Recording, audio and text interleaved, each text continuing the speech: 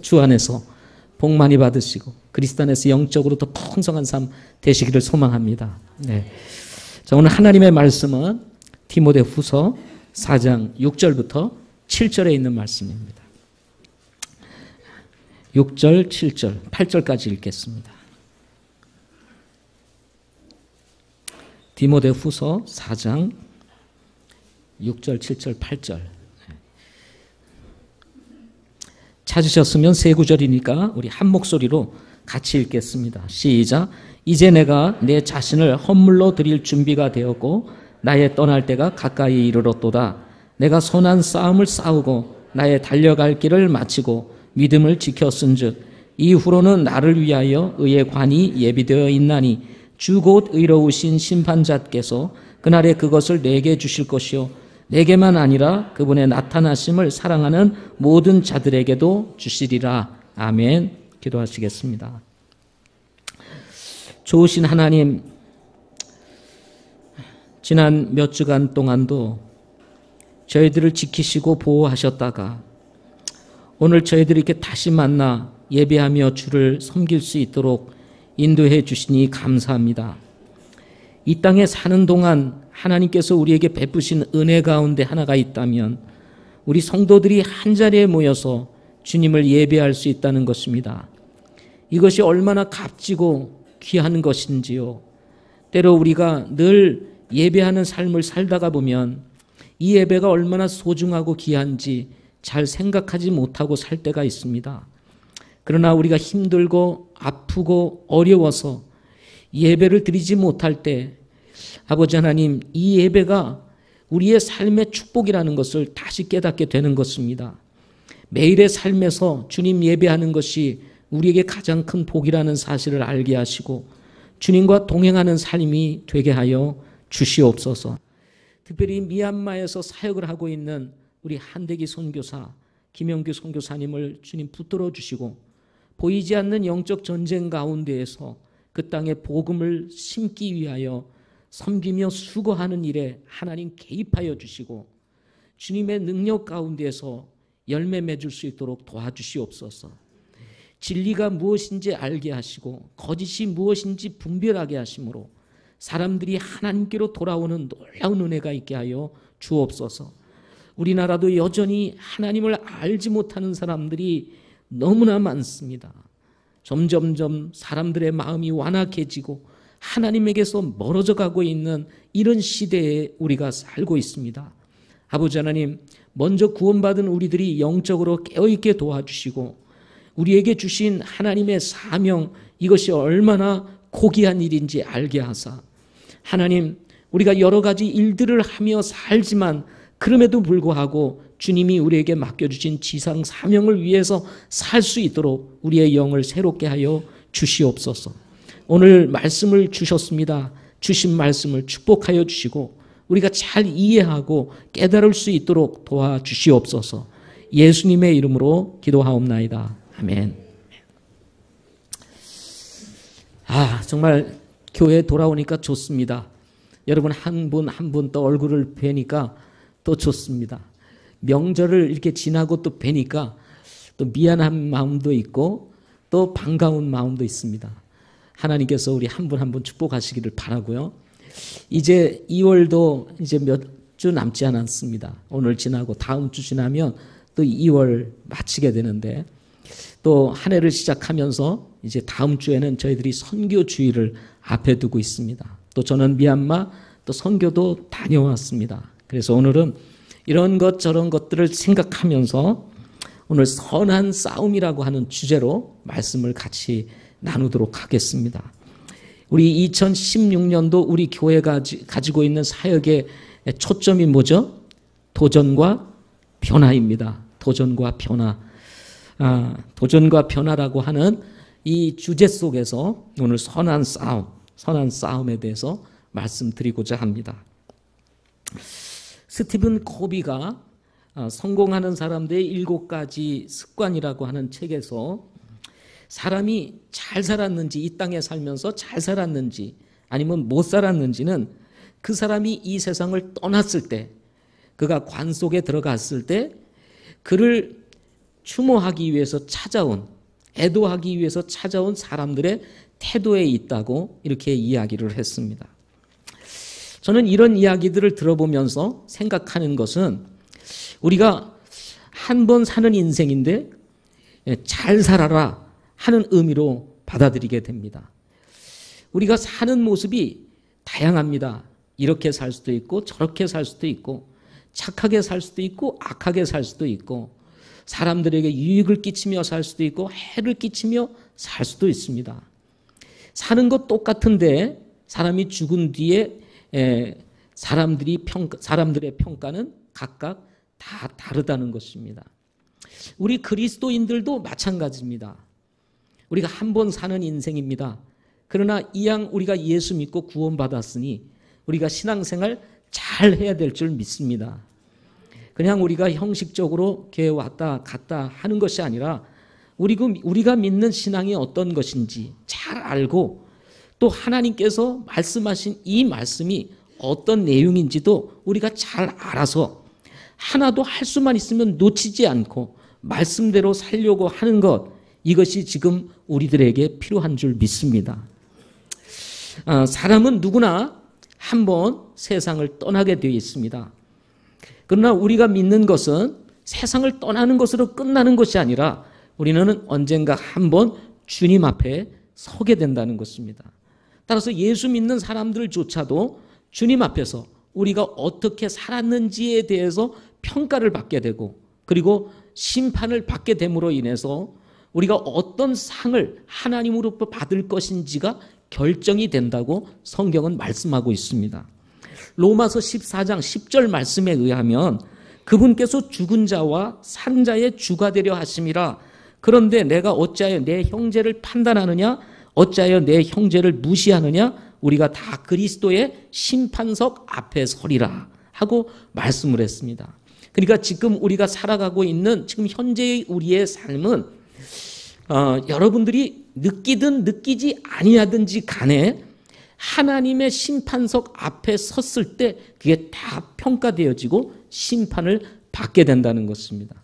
따라서 우리가 진정 하나님을 믿고 살아간다면 우리가 현재 사는 삶을 두고 하나님을 두려워하는 마음이 필요합니다.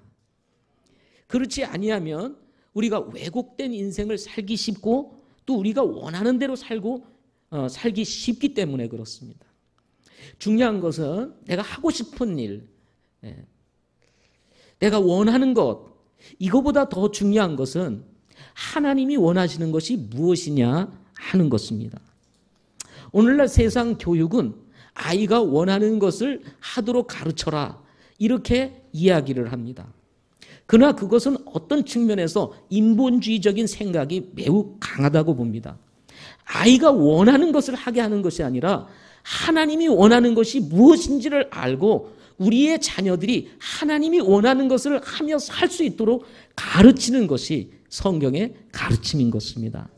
따라서 우리 아이들이 좋아하는 거, 잘하는 거 필요합니다. 그러나 그보다 더 중요한 것은 하나님의 뜻이라는 것입니다. 따라서 우리가 주님 앞에 설 것을 바라보면서 오늘을 사는 것 무엇보다도 중요한 것입니다. 주님께서 다시 오시는 날 주님은 산 자와 죽은 자를 반드시 심판하실 것이기 때문에 그렇습니다. 골로새서 1장 16절 말씀에 보면 이런 말씀이 있습니다. 하늘에 있는 것들이나 땅에 있는 것들 그리고 보이는 것들과 보이지 않는 것들 그리고 곧 왕자들이나 통치자들이나 정사들이나 권능들이나 모든 것이 그분에 의해서 창조되고 그분을 위해서 창조되었다라고 말씀을 하고 있습니다. 그러니까 하나님께서 사람을 창조하셨을 뿐만 아니라 이 보이지 않는 영적인 세계도 있습니다.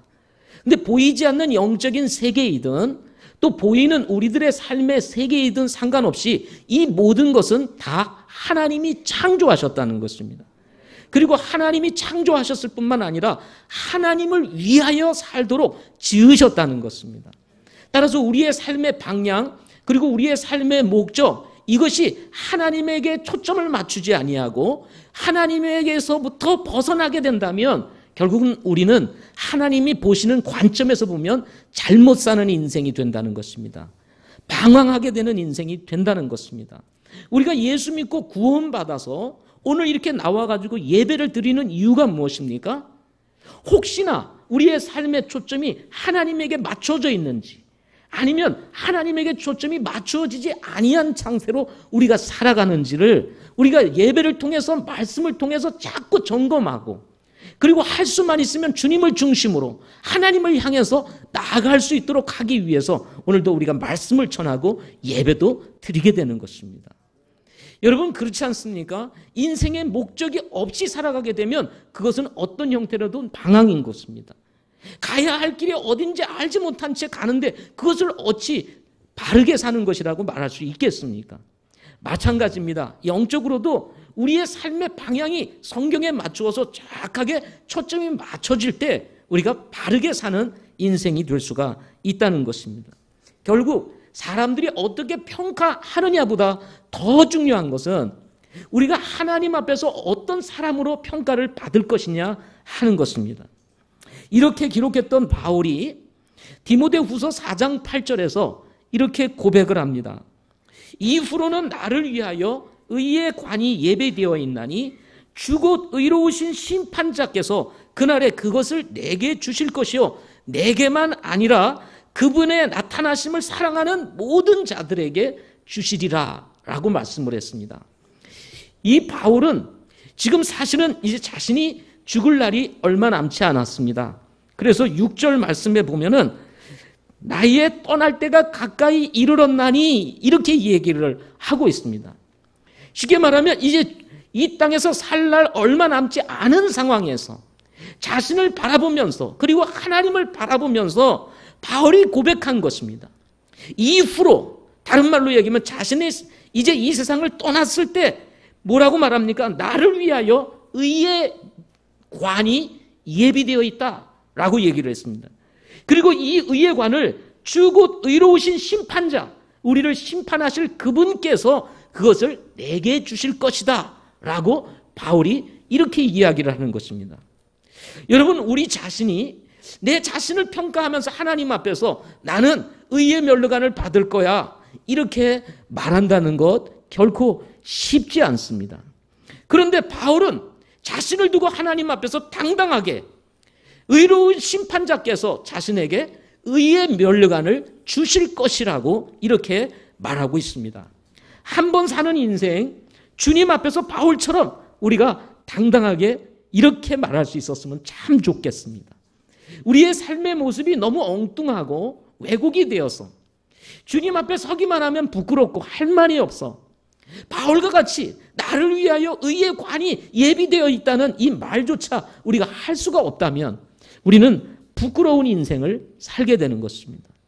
그렇다면 바울이 이렇게 주님 앞에서 당당히 나를 위하여 의의 관이 예비되었다고 말할 수 있었던 이유가 어디에 있었을까요? 자신이 떠날 날을 바라보면서 바울은 자신의 인생을 예수 믿고 난 이후의 삶을 돌아보면서 이렇게 자신의 삶을 세 가지로 종합해서 평가를 합니다. 첫째는 내가 선한 싸움을 싸웠다 이렇게 얘기하고, 두 번째는 나의 달려갈 길을 마쳤다 하고 말하고요. 세 번째로는 믿음을 지켰다고 고백을 합니다. 이 세상을 떠나기 전 소홀히 여기지 말아야 할 것, 바울을 통해서 우리가 본받아야 될 것 있다면 이 세 가지라고 생각을 합니다. 저는 오늘 이 세 가지 중에서 한 가지, 선한 싸움에 대해서 말씀을 드리고자 합니다. 바울은 복음 전도자였습니다. 가장 치열한 영적 싸움은 전도 현장에서 나타납니다. 바울이 옥에 갇혀 있었던 것도 복음을 전하다가 일어난 일이었습니다. 당시에 복음 전하는 것이 얼마나 강력하고 또 그것이 당시 사회에 얼마나 큰 충격을 주었는지 바울을 잡아다가 옥에 가두어뒀던 것입니다. 복음은 모든 믿는 자들을 구원하는 하나님의 능력이 된다고 했습니다. 로마서 1장 16절에서 말씀하고 있습니다. 모든 믿는 자들을 구원하는 하나님의 능력, 그것은 우리의 지체를 불의의 도구로 죄에 들이며 살 때 죄에서 건져내요 의의 도구로 하나님께 드리게 하는 능력, 이것이 뭡니까? 복음의 능력인 것입니다. 죄 가운데서 건져내어 하나님께서 우리를 하나님의 자녀 삼으시고 의로운 자 되게 하신 그 능력, 하나님의 능력, 그것이 무엇을 통해서 나타납니까? 복음을 통해서 나타나게 되는 것입니다. 에베소서 1장 2절과 2절에 있는 말씀에 의하면 예수를 믿기 전 우리는 범법과 죄들 가운데서 살았다고 말합니다. 또한 이것들 가운데서 걸어가며 공중의 권세 잡은 통치자, 지금 불순종의 자녀들 가운데서 활동하는 악한 영, 사단의 지배를 받으며 살던 사람이었다고 성경은 말하고 있습니다.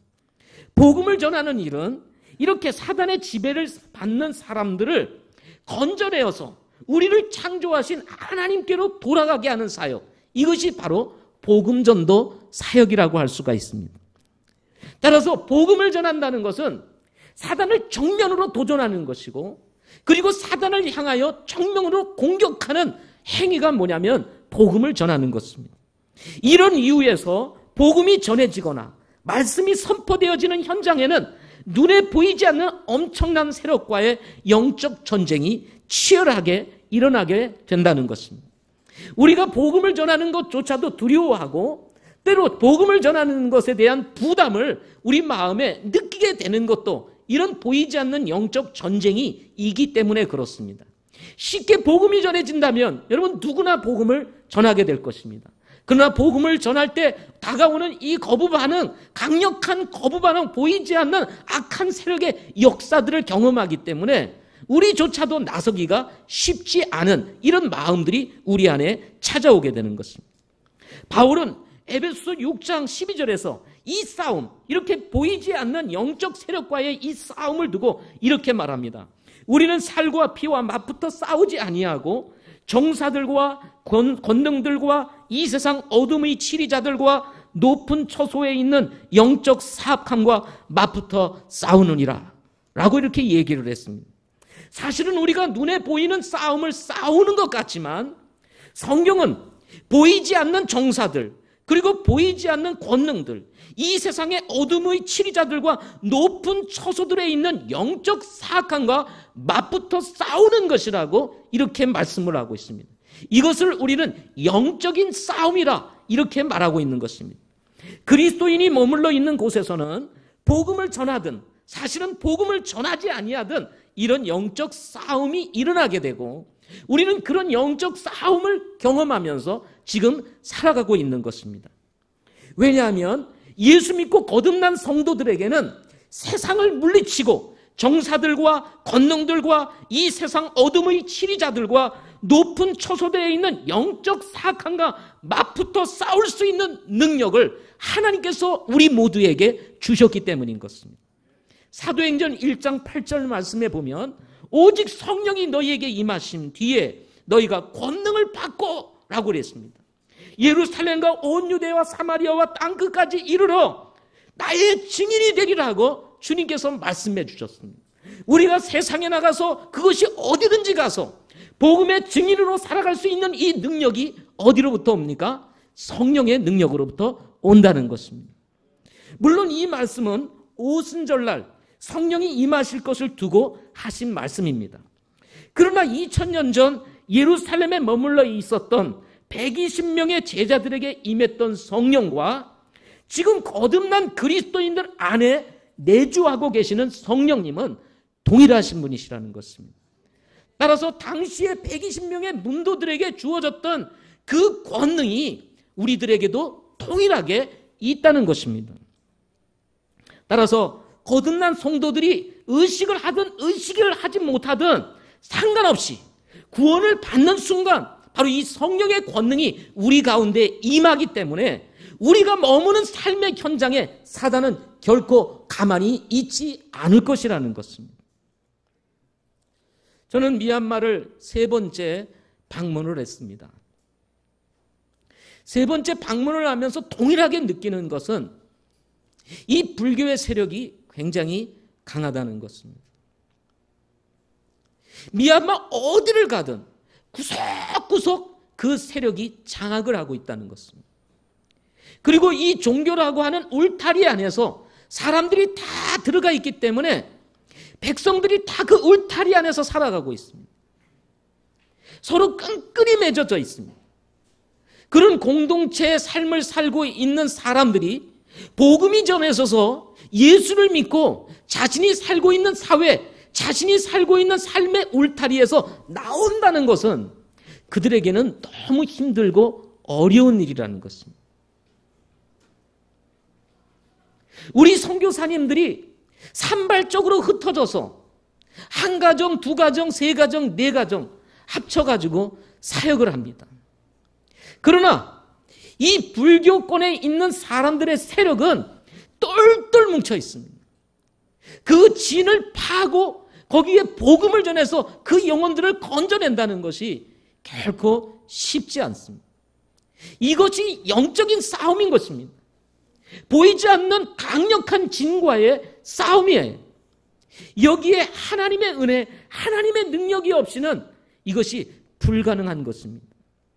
그러나 저는 한 가지 희망을 바라봅니다. 그것이 뭐냐면 지금으로부터 200년 전 아도니람 저드슨이라는 사람이 그야말로 지금과 같은 문화도조차 없는 그 시기에 그가 들어가서 그곳에 복음을 전하기 시작을 했습니다. 6년 동안 한 영혼의 열매도 없었습니다. 그런데 6년 이후에 한 명이 예수님을 믿었다고 합니다. 그리고 그가 안식년을 가지고 미국으로 갔다가 다시 돌아왔습니다. 1년 후에 부둣가에 이렇게 이제 배가 부두를 향해서 이렇게 가는데 많은 인파들이 나와 있다라는 것입니다. 그래서 누구를 저렇게 환영하려는가 생각을 했더니 바로 아도니람 저드슨 선교사를 환영하는 인파였다고 합니다. 그 한 사람에 의해서 아도니람 저드슨이 이제 안식년을 맞아 미국에 갔다가 돌아오는 사이에 많은 사람들이 예수님을 믿고 아도니람 저드슨을 환영했다고 합니다. 지금도 소수민족 가운데에서 친족, 그리고 카렌족, 그 다음에 까친족 이런 종족들이 한 20%가 되는데 이 20%의 소수 종족들의 많은 사람들이 아도니람 저드슨과 같은 선교사들의 영향에 의해서 크리스찬들이라는 것입니다. 그들 지역에는 교회들이 세워져 있고요. 예배당이 세워져 있고 그리고 그들이 머무는 곳에서는 예배당이 앞에서 보았던 것처럼 예배당이 세워져서 그들이 예배를 드리는 일들을 하고 있다는 것입니다. 지금으로부터 200년 전 여러분 얼마나 열악한 환경이었겠습니까? 그때는 정말 문화의 혜택이라는 것이 거의 존재하기 쉽지 않은 상황이었고 그리고 세상이 어떻게 돌아가는지에 대한 모든 정보가 차단되었던 그런 시기에 선교사들의 사역을 통해서 20%의 소수민족들 가운데 수많은 사람들이 기독교인이 되었다는 것입니다. 물론 그들이 구원을 받았느냐 그리고 그들이 어떤 신앙을 가지고 있느냐 그것은 알지 못합니다. 공산주의가 들어오면서 지난 한 60여 년 동안 거의 지도자들이 이 미얀마의 영적인 지도력을 발휘할 수가 없었습니다. 그러다 보니까 이 진리가 희미해지고 쇠퇴해지고 그리고 기독교가 마치 불교와 짬뽕되는 이런 일들도 벌어져 있는 것이 사실입니다. 그럼에도 불구하고 기독교라고 하는 형태를 취하여 예배를 드리고 있는 사람들의 모습을 바라보면서 비록 지금도 힘든 상황이지만 당시의 상황에서 그런 하나님의 은혜가 있었고 하나님의 능력이 있었다면 우리 한대기 선교사를 통해서 그리고 김영규 선교사님을 통해서 버마족에 대한 이 복음화가 이루어질 것이라고 저는 믿습니다. 그러나 중요한 것은 무엇이겠습니까? 우리들의 기도입니다. 선교사는 전방에서 일을 하고 있습니다. 그야말로 선교의 전선에서 일할 때 이것을 위해서 기도로 후원하고 강력한 기도로 우리가 후원하며 물질로 후원할 때 성령 하나님께서는 누군가를 통해서 역사하기 시작하고 불교로 뭉쳐진 그 강력한 진을 파하여 복음이 들어가게 하는 역사들을 일으키리라고 저는 믿습니다. 이것은 영적인 싸움입니다. 보이지 않는 싸움입니다. 사람과 사람의 싸움이 아닙니다. 사단과의 보이지 않는 영적인 전쟁인 것입니다. 이때 우리에게 필요한 것은 하나님의 능력인 것입니다. 미얀마만 여러분 영적 전쟁이 있겠습니까? 지금 우리가 살고 있는 바로 이 한국 땅에서도, 아니 우리가 살고 있는 가정 안에서도, 우리가 살고 있는 사회 안에서도, 직장 안에서도 보이지 않는 전쟁은 계속되고 있습니다. 여러분, 우리들이 가지고 있는 연약함 중에 하나가 성품인 것 같습니다. 우리가 믿음의 사람이 되어서 그리스도의 인격을 가져야 되는데도 불구하고 살짝 건들기만 하면 막 성품이 일어나죠. 그죠? 예. 일어나요? 안 일어나요? 일어나시죠. 거친 성품들이 막 일어나죠. 이런 것들이 한번 무너지고 나면 내가 또 왜 이랬나 이렇게 생각을 하면서 또 영적인 이 실패 감정에 우리가 사로잡힐 때가 많습니다. 사단은요, 우리가 연약한 것이 어디에 있는지 잘 압니다. 각자의 부족한 것이 어디에 있고 어디에 약점이 있는지를 너무나 잘 알아요. 그래서 정말 꼭 필요할 때, 우리가 믿음을 지켜야 될 때 이런 연약한 점들을 공격함으로 인해서 넘어지게 만들고 쓰러지게 만든다 이 말이에요.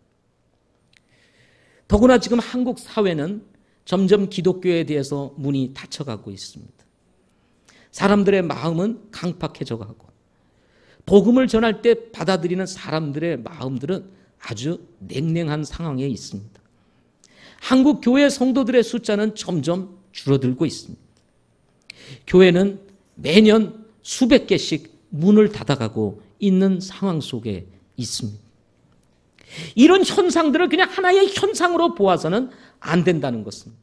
여기에는 보이지 않는 영적 싸움이 지금 강력하게 일어나는 가운데에서 오늘 한국의 성도들이, 아니 한국 교회들이 가지고 있는 그 엄청난 교회들에게 주신 능력들을 잃어버리고 있다는 사실인 것입니다.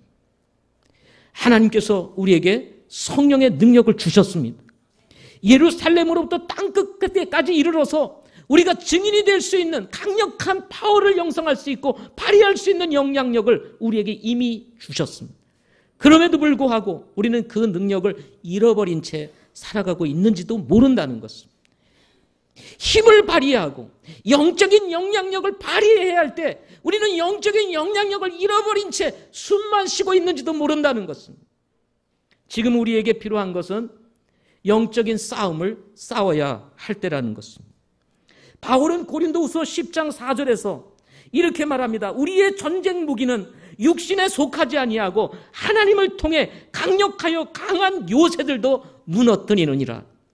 아무리 강력한 진을 가지고 있다 할지라도 하나님이 역사하시면 그것을 무너뜨릴 수 있다고 말씀하고 있는 것입니다.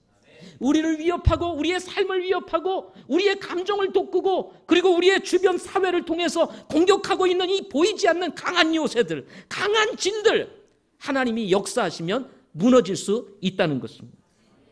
에베소서 6장 13절부터 17절의 말씀에 보면 우리에게 필요한 영적인 무기가 무엇인지에 대해서 말하고 있습니다. 그것은 진리라고 말합니다. 두 번째로는 의라고 말합니다. 세 번째로는 화평이라고 말합니다. 네 번째로는 믿음이라고 말합니다. 다섯 번째로는 구원이라고 말을 합니다. 그리고 여섯 번째는 성령이라고 말을 합니다. 진리, 의, 화평, 믿음, 구원, 성령, 이런 것으로 우리가 지금 무장되어야 한다는 것입니다. 이것을 에베소서에서는 뭐라고 얘기를 합니까? 하나님의 전신 갑주다, 이렇게 말을 합니다. 지금 우리에게는 이런 영적인 무장이 필요합니다. 보이지 않는 영적 이 세력들에게 대항하고 그래서 싸워서 이길 수 있는 영적인 능력, 그것은 바로 하나님의 전신 갑주를 입음으로부터 시작이 된다는 것입니다. 따라서 우리는 하나님의 말씀으로 진리로 무장을 해야 합니다. 오늘날 한국 교회는 진리에서 멀어져 가고 있습니다. 성경이 뭐라고 말하느냐보다 더 중요한 것을, 성경보다도 다른 것을 더 중요하다고 생각을 하고 쫓아간다는 것입니다. 진정한 부흥이 무엇입니까? 숫자가 많이 모이는 것이 아닙니다. 좋은 건물을 짓는 것이 아닙니다. 진정한 부흥은 한 사람이 예수님을 믿고 거듭나서 변화되는 삶, 이것이 바로 진정한 부흥인 것입니다. 우리 성도들의 심령이 바뀌고 변화되어서 주님을 점점 닮아가고 보이지 않는 영적 전쟁 가운데서 우리가 믿음에 굳게 서서 흔들리지 아니하고 하나님께서 우리에게 허락하신 진리의 말씀을 붙잡고 살아가는 것, 이것이 바로 진정한 부흥인 것입니다. 타협이 부흥이 아닙니다. 사람들이 얼마나 좋아하느냐가 부흥이 아닙니다. 진정한 부흥은 하나님의 말씀을 중심으로 우리가 서 있는 것, 이것이 바로 진정한 부흥인 것입니다. 지금 우리에게 필요한 것은 우리의 재능이나 우리의 실력, 그리고 사람들에게 우리가 얼마나 좋은 영향력을 미치느냐 보다 더 중요한 것은 우리의 능력의 중심이 되시는 하나님을 의지하는 것입니다. 신명기 20장 1절부터 4절 말씀에 보면 우리 하나님께서 이스라엘 백성들에게 주신 전쟁 규례에 대해서 말씀을 하고 있습니다. 이스라엘 백성들이 전쟁이 일어날 때, 그리고 이스라엘 백성들이 전쟁에 나가서 싸울 때 하나님께서 이스라엘 백성들에게 이렇게 해라 하고 주신, 쉽게 말하면 병법이 나옵니다. 근데 이 병법이 굉장히 단순하고, 그리고 이 세상에서는 있을 수 없는 병법에 대해서 얘기를 하고 있습니다. 제가 한번 여러분에게 읽어 드릴 테니까 한번 자세히 들어보십시오. 신명기 20장 1절부터 4절입니다. 내가 나가서 내 원수들과 싸우려 할 때에 말과 병거와 또 너보다 많은 백성을 볼지라도 그들을 두려워하지 말라. 이집트 땅에서 너를 데리고 올라오신 주 내 하나님께서 너와 함께 계시느니라. 너희가 싸움터에 가까이 가거든 제사장은 백성에게 다가가서 말하고 그들에게 이르기를, 오 이스라엘아 들으라. 너희가 이날 너희 원수들과 싸우려고 다가오나니 낙심하지 말고 두려워하지 말며 떨지 말고 그들로 인하여 놀라지 말라. 주 너희 하나님은 곧 너희와 함께 가시고 너희를 위하여 너희 원수들을 치시며 또 너희를 구원하시는 그분이시니라. 싸우려고 할 때, 영적인 전쟁이 벌어졌을 때 말과 병거 그리고 너희보다도 많은 백성을 볼지라도 두려워하지 말라는 것. 우리는 지금 믿음의 삶을 살아가면서 보이지 않는 영적 세력뿐만 아니라 눈에 보이는 골리앗들을 만나게 됩니다. 블레셋을 만납니다. 미디안을 만납니다. 아말렉을 만납니다. 우리보다 강력하게 느껴지는 보이는 세력, 보이지 않는 세력, 이런 것들을 바라보면서 우리는 두려워하고 떨고 낙심하며 놀랄 때가 있습니다. 이때 하나님께서 이스라엘 백성들에게 주셨던 말씀을 동일하게 기억하시기 바랍니다. 주 너희 하나님은 곧 너희와 함께 가시고 너희를 위하여 너희 원수들을 치시며 또 너희를 구원하시는 분이시라는 사실입니다. 여러분, 주님이 우리와 함께 계시면 비록 우리는 약하고 부족하지만 여러분, 우리의 믿음을 통해서 주님은 역사하실 것이라는 것입니다. 우리는 종종 믿음 타령을 할 때가 있습니다. 목사님, 저는 믿음이 없었어요. 하나님, 저는 아직도 신앙생활 한 지가 얼마 되지 않았어요. 여러분, 신앙생활 오래 한다고 믿음이 쌓이는 것 아닙니다. 신앙생활 이제 시작했다고 믿음이 그렇다고 없느냐? 아닙니다. 겨자씨만한 믿음이라 할지라도 산을 옮길 수 있다고 말씀을 했습니다. 중요한 것은 내가 얼마나 오랫동안 신앙생활을 했느냐가 중요한 것이 아니라 지금 내가 하나님을 얼마나 신뢰하느냐에 달려있다는 것입니다. 여기에 영적인 전쟁에서 우리가 어떠한 승리의 깃발을 들 것이냐 말 것이냐가 결정이 된다는 것입니다. 구약이나 신약이나 성도들이 믿고 있는 진리가 있습니다. 그것은 하나님이 살아계시다는 것입니다. 여러분 믿으십니까? 하나님이 우리와 함께 계시다는 거 믿으세요? 여러분 안에 성령이 거하십니까? 그렇다면 여러분 뭐가 두렵겠습니까? 두려워하지 말라고 말합니다. 놀라지 말라고 말합니다. 떨지 말라고 말합니다. 낙심하지 말라고 말합니다. 문제는 우리가 주님을 의지하는 것에 있다는 것입니다. 이스라엘 백성들이 40년 광야 생활과 가나안 정복을 통해서 우리가 배우는 영적인 진리가 무엇입니까? 이스라엘 백성들이 아무것도 없는 상황 속에서 40년 광야 생활을 무사히 마치고 하나님께서 약속하셨던 그 가나안 땅에 들어가서 가나안 정복 전쟁을 하게 됩니다. 지난 40년 동안 지치고 지쳤던 이스라엘 백성들이 어떻게 가나안 정복을 이룰 수 있었습니까? 전적으로 하나님의 도우심이 있었다는 것. 전적으로 하나님이 함께 하심에 있었다는 것입니다. 나를 바라보지 마십시오. 연약한 우리 자신을 바라보게 되면 우리는 아무것도 할 수가 없습니다. 그러나 내가 아니라 내 안에 계신 하나님, 천지를 지으신 하나님, 나를 지으신 하나님, 나를 죄 가운데서 구원해 주시고 새로운 피조물 되게 하신 그 하나님을 여러분 바라보시기를 바랍니다. 로마서 8장 37절부터 39절에 이런 말씀이 있습니다. 아니라 이 모든 것 가운데서 우리는 우리를 사랑하신 그분을 통해 정복자들보다 더 나은 자들입니다. 내가 확신하노니 사망이나 생명이나 천사들이나 종사들이나 권능들이나 현재 있는 것들이나 장래에 있는 것들이나 높음이나 깊음이나 다른 어떤 창조물이라도 능히 우리를 그리스도 예수 우리 주 안에 있는 하나님의 사랑에서 떼어놓지 못하리라. 여러분, 우리가 지난 시간들 속에서 영적으로 넘어져 있었는지도 모르겠습니다. 보이지 않는 영적인 싸움 속에서 상처를 받고 아파하고 있는지도 모르겠습니다. 낙심해 있는지도 모르겠습니다. 떨고 있는지도 모르겠습니다. 두려움에 사로잡혀서 영적인 자신감을 잃어버린 채 주저앉아 있는지도 모르겠습니다. 그러나 오늘 말씀을 통해서 우리에게 주시는 약속이 있습니다. 그것은 뭐냐면 하나님의 사랑에서 떼어놓지 못하리라. 여러분이 절망 중에 있다 할지라도, 좌절 중에 있다 할지라도, 낭망 중에 있다 할지라도 하나님은 여러분을 붙잡고 계신다는 것입니다. 여러분, 이 말씀 붙잡고 다시 일어나실 수 있기를 바랍니다. 보이지 않는 영적인 세력을 두려워하지 말고, 눈에 보이는 저 세상의 세력을 두려워하지 말고 하나님을 신뢰함으로 믿음을 가지고 말씀을 붙잡고 나아가십시오. 하나님이 여전히 우리와 함께 계실 것입니다. 1945년 태평양 전쟁이 끝날 때입니다. 전쟁을 승리로 이끈 메가더 장군이 동경 땅에 발을 디디게 되었습니다. 이때 의외의 사건들이 벌어지게 되었는데, 그것은 동경 시민들이 구름대까지 모여서 적국의 장군이었던 이 메가더를 뜨겁게 환영을 했다고 하는 것입니다.